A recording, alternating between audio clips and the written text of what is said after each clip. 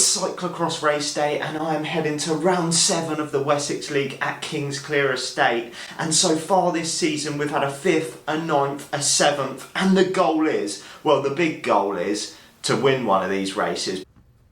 But Rome wasn't built in a day, ladies and gentlemen, so a top 3 would be bloody marvellous. So far this season it has been dry, it has been fast, and there has been absolutely zero mud. But today that could all change because the weather forecast is bleak this afternoon. It is raining cats and dogs all afternoon, so it could be the first muddy one of the season. But notoriously this course has been always bone dry, drains really well because it's on the side of a hill, which is slightly worrying because I keep getting dropped going up the hills.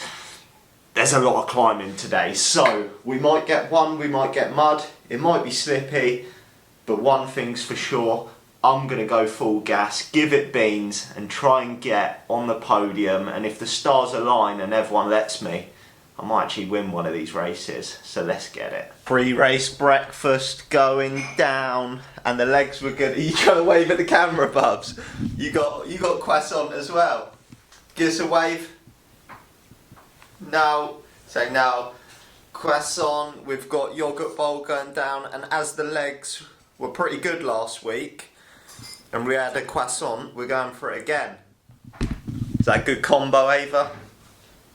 Ava said it's the winning combo. Pre-race bike changes, I'm going to put the Tubular Challenge Lemus on my spare bike. So I've got the intermediates, what they call Victoria Mixed, on my number 1 bike.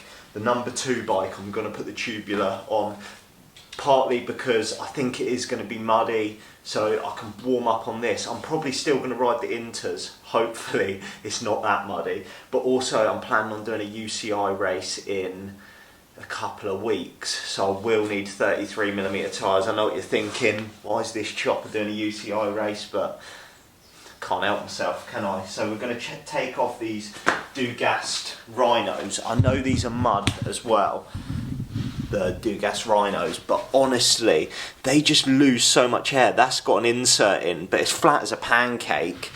I can't, they're seating, but they just don't stay up, and honestly I don't want the risk when I don't have a pit crew of getting a flat, so we're going to put these on and hopefully we can still race on the Inters today. And there she is, good to go. Challenge Lima's on. Reason why I hate changing wheels, because it's never just a quick change. You've got to realign all the pads and oh, it's a nightmare, isn't it? But there she is, good to race UCI. It's time to go racing. You're probably wondering, where's my support crew this week? It turns out they are fair weather supporters and it is raining, so they're not coming. Just me solo today.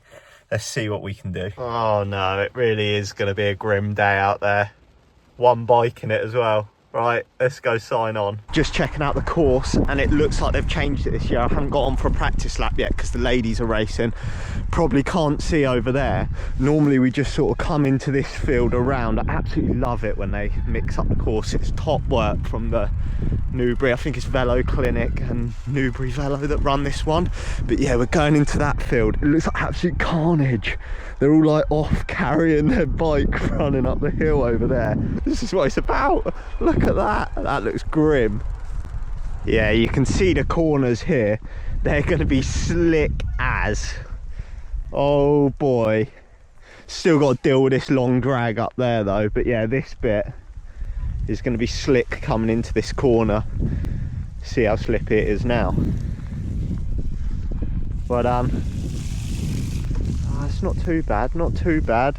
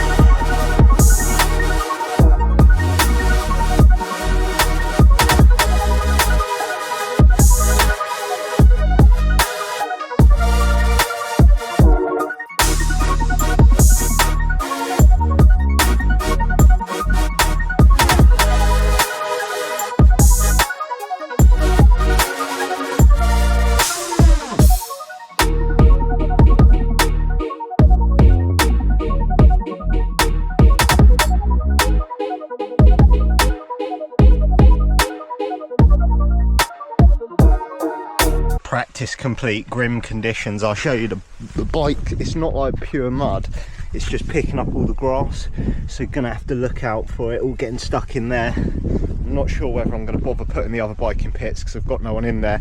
The plan is to run the intermediates because I think the one main section where you would need muds is like the off-cambery up and down bit, but I think it's going to be quicker to run that anyway, so I'll probably just run inters for the extra speed on some of the flat draggy sections, but good tough course. Hopefully it is slippy and there's just pure carnage out there. Current situation, sat in the back of the van absolutely hiding away because it is persisting it down. It is absolutely throwing it down out there, and there's no point even warming up. I've got nowhere to warm up.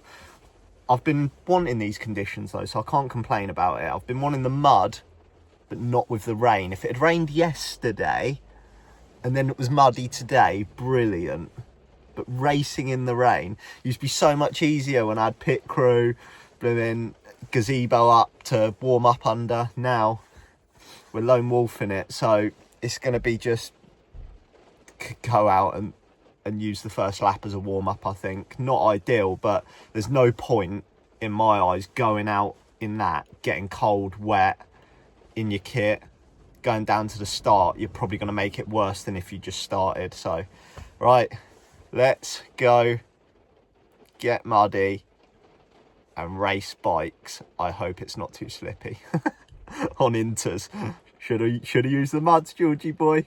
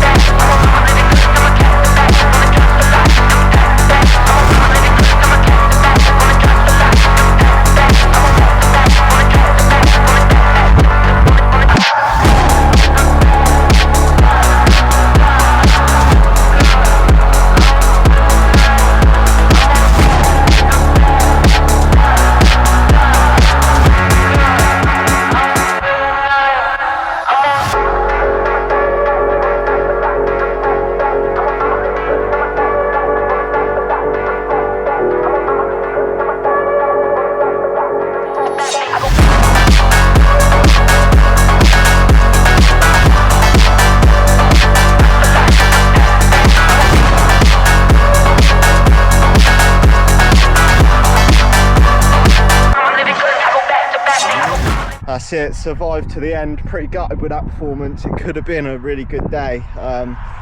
No excuse, because I could have put my other bike in pits, but I got to the top of the climb on lap 1, start straight, realised my left shifter wasn't working, so I was stuck in that gear the whole race, because I shifted down a few at the top, but then every time I was getting to the climb I was just getting dropped because I was having to like grind out of the saddle. It was like, I'm quite disappointed, because that's the closest I've been to the front, and I was racing like single speed, everything. I wasn't like out of breath, just my legs couldn't physically push that gear up the hills, and like all the bank sections I was having to run. It's bittersweet because some of the fast boys like Matt Mellish, Dave Bone and that weren't here today, so there was a good chance of a good result.